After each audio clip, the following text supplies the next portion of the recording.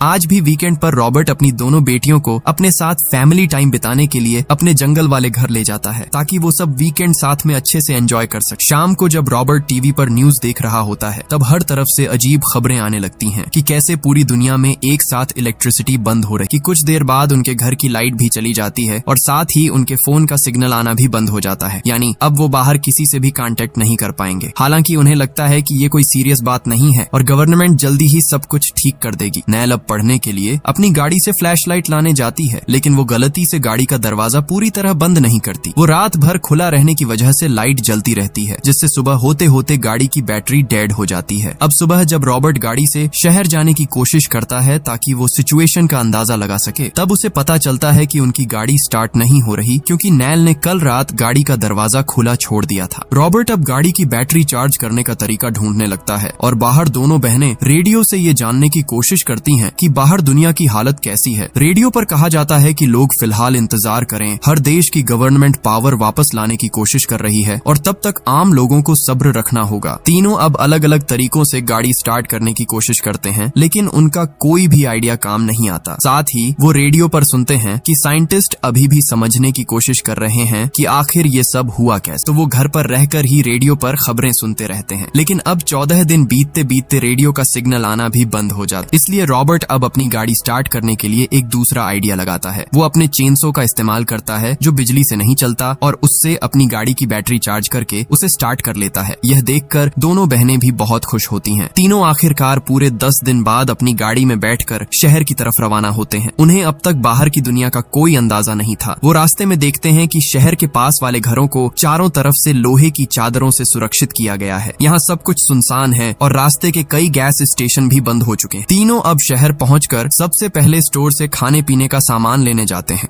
पीछे से स्टोर का मालिक स्टेन बंदूक लेकर अंदर आता है और कहता है कि वो उसके स्टोर से लूटपाट करने की कोशिश न करें, उसने कल ही 2 चोरों को गोली तक मारी है। रॉबर्ट उसे जल्दी से समझाता है कि नहीं, वो तो पैसे देकर सामान खरीदेंगे। अब स्टेन उन्हें पिछले 10 दिनों की सारी बातें बताता है कि कैसे पावर कट के बाद लोगों ने आसपास के स्टोर्स में लूटपाट शुरू कर दी, जिसके बाद अब दुकान मालिक लोगों को गोली तक मार दे रहे हैं। स्टेन यह भी बताता है कि अब उसके स्टोर में बहुत कम सामान बचा है और हर चीज की कीमत 100 गुना बढ़ गई है। ऐसी सिचुएशन देखकर रॉबर्ट बचा हुआ सारा सामान खरीद ले। पैसे देते समय स्टेन रॉबर्ट से उसके घर का पता पूछता है। रॉबर्ट अपनी फैमिली की सुरक्षा के लिए झूठ बोल देता है कि वो इसी शहर में रहते हैं, लेकिन उसकी आईडी से स्टेन को पता चल ही जाता है कि रॉबर्ट की फैमिली का घर इस शहर से बहुत दूर जंगल में है। दूसरी तरफ रॉबर्ट फैसला कर लेता है कि चूंकि शहर की हालत दिन ब दिन खराब हो रही है, इसलिए जब तक सब कुछ ठीक नहीं हो जाता वो जंगल में ही छिपे रहेंगे। उतनी देर में दोनों बहनें अपने दोस्तों से मिलने चली जाती। अब रात होने पर रॉबर्ट अपनी दोनों बेटियों को पिक करता है और वो तीनों फिर से अपने जंगल वाले घर की तरफ निकल जाते हैं। अब सब कुछ ठीक होने तक वो वहीं रहेंगे, लेकिन जब वो जा रहे होते हैं तब उन्हें रास्ते में दिखता है कि कैसे एक रुकी हुई गाड़ी में कुछ लोग एक पैसेंजर के साथ बुरा काम कर रहे हैं। रॉबर्ट उन्हें बचाने के लिए उतरता भी है, लेकिन वो देखता है कि यहाँ तो 2 लोग हथियारों के साथ हैं। ऊपर से उसकी गाड़ी में उसकी 2 बेटियां भी बैठी हैं। इसीलिए उनकी सुरक्षा के लिए रॉबर्ट पीछे हट जाता है और उन्हें इग्नोर करके अपने घर की तरफ बढ़ जाता है। तीनों यह घटना देखकर समझ जाते हैं कि दुनिया अब पहले जैसी नहीं। कुछ हफ्ते बीत जाते हैं, ये तीनों अपने इस घर में सुरक्षित हैं, लेकिन पावर अब तक वापस नहीं आई है और अब तो उन्हें रेडियो पर कोई न्यूज भी नहीं मिलती कि बाहर की दुनिया में क्या चल रहा है। इसलिए रॉबर्ट अपनी बेटियों को अलर्ट करता है कि हो सकता है बाहर इतने लंबे समय तक पावर कट रहने की वजह से अब पूरी सोसाइटी खत्म हो चुकी है, लेकिन उसका अपना घर जंगल में होने की वजह से वो अब तक सुरक्षित है। इसलिए अब रॉबर्ट चाहता है कि उसकी दोनों बेटियां भी इसी जंगल में रहकर खुद सर्वाइव करना सीखें, क्योंकि पिछले कुछ हफ्तों से सब कुछ वो अकेला ही करता आ रहा है और अगर उसे कुछ हो गया तो ये दोनों बहनें क्या करेंगी। रॉबर्ट उन्हें इस जंगल की हर चीज के बारे में बताना शुरू कर। अब हमेशा की तरह रॉबर्ट अपनी फैमिली के लिए लकड़ी काटने जाता है, लेकिन वो ध्यान नहीं देता कि उसकी चेनसो का एक स्क्रू ढीला हो गया है, जिसकी वजह से वो चेनसो उसके पैर में जा लगती है। रॉबर्ट की दर्द भरी चीख सुनकर दोनों बहनें दौड़ कर आती हैं। वो देखती हैं कि चेनसो से उनके पिता के पैर का बहुत बड़ा हिस्सा कट गया है और बहुत ज्यादा खून बह रहा है। ऊपर से दोनों बहनों में से किसी को फर्स्ट एड तक करना नहीं आता। वो तो घाव को बंद करना भी नहीं जानती और खून देखकर डर जाती। अब रॉबर्ट कहता है कि शायद वो अब और नहीं बच पाएगा, लेकिन मरने से पहले वो दोनों बहनों से वादा लेता है कि अब से वो खुद को बदलेंगी। वो इस माहौल में खुद को ढालना और सब कुछ खुद से करना सीखेंगी। उन्हें हमेशा एक साथ रहना होगा ताकि वो एक दूसरे की हिफाजत कर सकें, क्योंकि अब दुनिया में कोई कानून नहीं बचा है और कोई भी उन्हें नुकसान पहुंचा सकता है। यह कहकर रॉबर्ट आखिरकार दम तोड़ देता है। अगर दोनों बहनों ने पहले उसकी बात मानकर सब कुछ सीख लिया होता तो शायद आज वो जिंदा। सुबह होते ही वे अपने पिता को वहीं दफना देती हैं जहां जहाँ उनकी मौत हुई थी। घर लौटकर वे दोनों बहुत रोती हैं। उनकी माँ की तो उनके बचपन में ही एक बीमारी से मौत हो गई थी और तब से अब तक उनके पिता ने ही उन्हें पाल पोस कर बड़ा किया। अगले कुछ दिनों तक वे दोनों इसी तरह परेशान रहती हैं, लेकिन अब वे समझ जाती हैं कि उन्हें खुद से सब कुछ करना सीखना होगा। अब एक दिन ईवा कहती है कि उन्हें अपने पास रखे तेल में से थोड़ा इस्तेमाल करके घर का जनरेटर चालू करना चाहिए। इससे वे बहुत दिनों बाद इलेक्ट्रिसिटी देख पाएंगी और साथ ही अपने पिता और माँ के पुराने वीडियो भी देख सकेंगी। पावर न होने की वजह से वे अपने पिता की मौत के बाद उनकी तस्वीरें और वीडियो तक नहीं देख पा रही थीं, क्योंकि ब्लैकआउट के बाद उनके फोन बंद हो गए थे। लेकिन नैल इसके लिए मना कर देती है, क्योंकि उनके पास सिर्फ 5 गैलन तेल बचा है। अगर उन्हें भविष्य में कभी फिर से शहर जाना पड़ा तो उनके पास वापस आने के लिए तेल नहीं बचेगा। इसलिए नैल का कहना है कि उन्हें यह बचा हुआ तेल किसी इमरजेंसी के लिए बचा कर रखना चाहिए। इस बात को लेकर दोनों बहनों के बीच बहस शुरू हो जाती है और वे अगले कुछ दिनों तक एक दूसरे से बात भी नहीं करती। तभी एक दिन नैल को पता चलता है कि उनकी मुर्गियां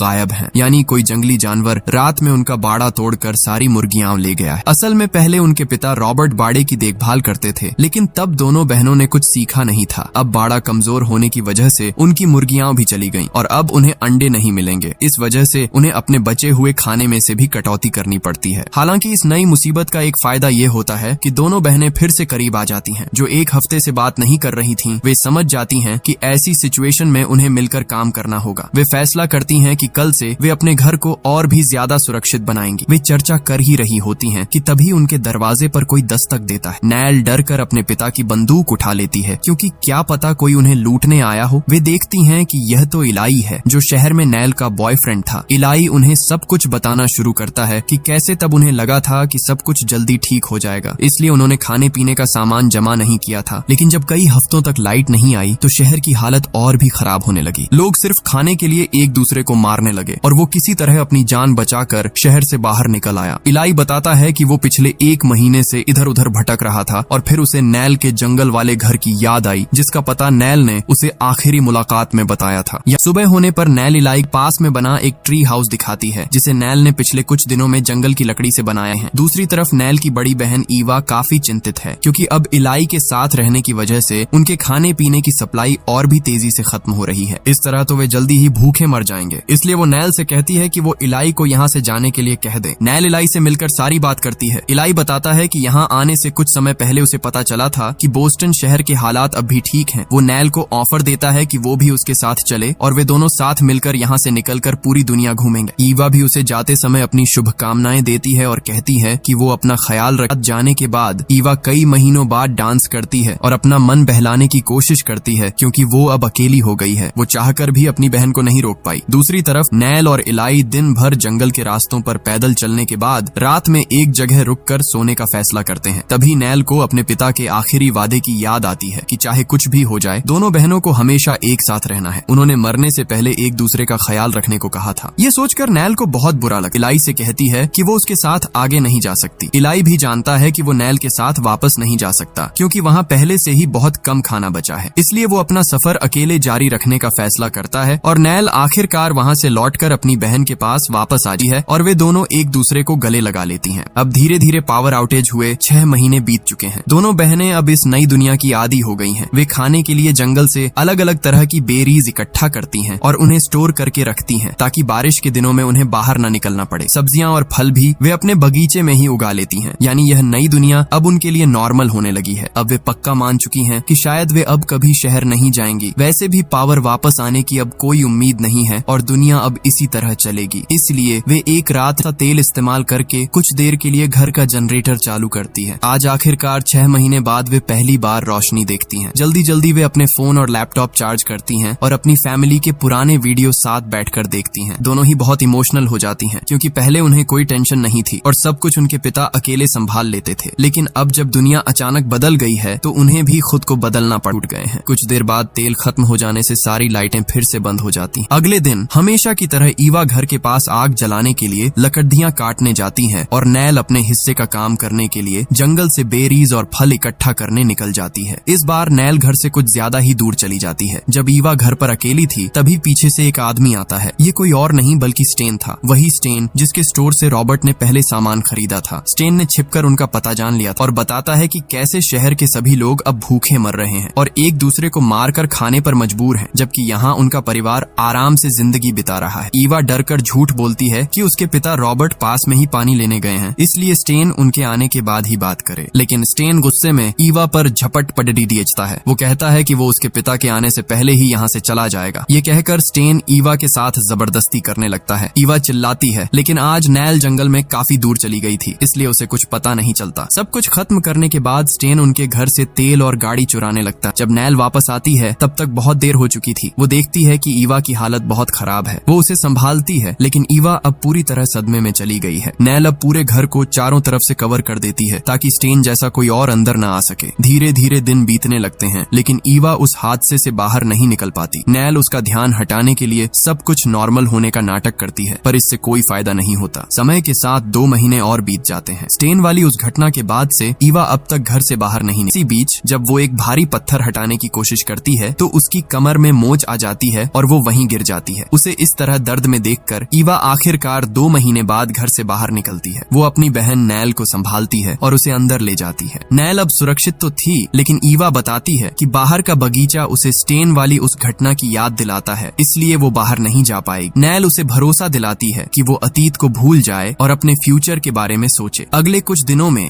ईवा की तबीयत बिगड़ने लगती है और उसे बार बार उल्टियां आने लगती हैं। नैल जल्दी ही समझ जाती है कि ईवा असल में प्रेग्नेंट होगा। अब 7 महीने और बीत जाते हैं, यानी ब्लैकआउट हुए 1.5 साल हो चुके हैं। ईवा अब किसी भी वक्त बच्चे को जन्म दे सकता। एक सुबह जब उसकी नींद खुलती है तो उन्हें एक जोरदार आवाज सुनाई देती है। नैल को लगता है कि कोई अंदर घुसने की कोशिश कर रहा है, लेकिन असल में यह उनकी छत थी जो बारिश और तूफान की वजह से टूटनी शुरू हो गई थी। उधर ईवा को भी महसूस होने लगता है कि शायद उसके बेबी के आने का वक्त हो गया है। नैल देखती है कि घर की छत गिर रही है और बेबी के आने में न जाने अभी कितने घंटे लगेंगे, इसीलिए अब इस घर में रहना सुरक्षित नहीं होगा। नैल ईवा की सुरक्षा के लिए उसे अपने साथ उस पुराने ट्री हाउस में ले जाती है जिसे उसने पिछले कुछ महीनों में तैयार किया था। आज रात जब दोबारा तूफान आता है तब नैल किसी तरह ईवा की सेफ डिलीवरी करवाती है और उसे एक बेटा होता है जो बिल्कुल स्वस्थ था। तूफान थमने के बाद अगली सुबह दोनों बहनें इस बात की खुशी मनाती हैं कि उन्होंने सफलतापूर्वक बच्चे को जन्म दे दिया है। कुछ देर बाद जब वे दोनों वापस घर लौटती हैं तो देखती हैं कि छत अब और भी ज्यादा टूट चुकी है। वे समझ जाती हैं कि अब वे इस घर में ज्यादा दिन नहीं रह पाएंगी। यहाँ रहना बेबी और ईवा दोनों के लिए बहुत खतरनाक। दोनों बहनें अब घर से अपने काम का सारा जरूरी सामान इकट्ठा करती हैं। रात होने पर जब वे सारा सामान बाहर निकाल लेती हैं तो आखिर में घर में तेल छिड़ककर उसमें आग लगा देती हैं। पूरे 1.5 साल यहाँ रहने के बाद अब वे अपने आखिरी मॉडर्न स्ट्रक्चर को भी जला देती हैं, यानी अब उन्हें पूरी तरह से कुदरत के साथ ही रहना